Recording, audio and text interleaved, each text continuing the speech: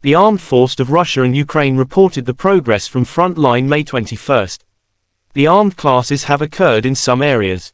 Operational tactical and army aviation, and artillery of the Russian group of forces have engaged 103 AFU artillery units, manpower and hardware in 134 areas during the day. A Ukrainian S-300 surface-to-air missile system has been obliterated near Zheltoye, Donetsk People's Republic.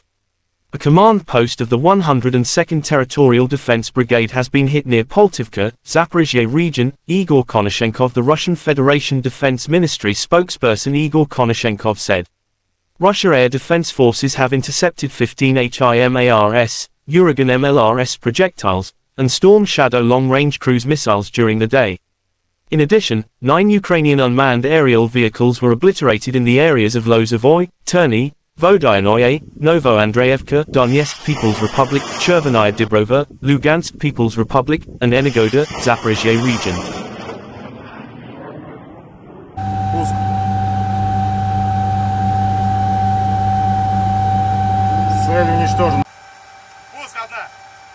The Russian Federation Defense Ministry spokesperson Lieutenant General Igor Konashenkov May 21 said in total the armed forces of Ukraine lost 428 fighter jets and 234 helicopters, 4,245 unmanned aerial vehicles, 424 anti-aircraft missile systems, 9,251 tanks and other armored fighting vehicles.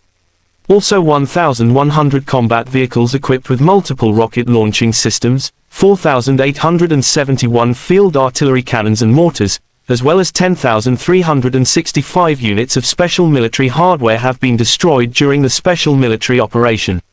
The other side from Kiev, the armed forces of Ukraine in an official statement May 21 said Russia lost 730 servicemen in a single day, including 2 tanks, 16 armored fighting vehicles, as well as 23 artillery systems and 21 drones.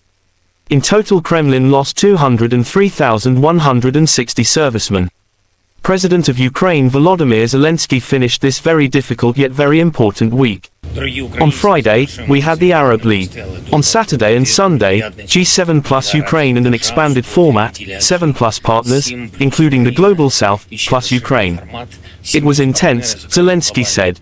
Південь плюс Україна. Інтенсивно свідчує нашу позицію, захист і гарантії безпеки, повернення усіх наших територій, усіх наших людей, справедливість, реалізація нашої формули миру. В кожному суттєвому для України пункту маємо розуміння зі світової більшості і разом будемо збільшувати український потенціал. Цієї суботи День науки в Україні, і ще більше ми даємо. Terima kasih sudah nonton. Jangan lupa like, subscribe, dan share ya.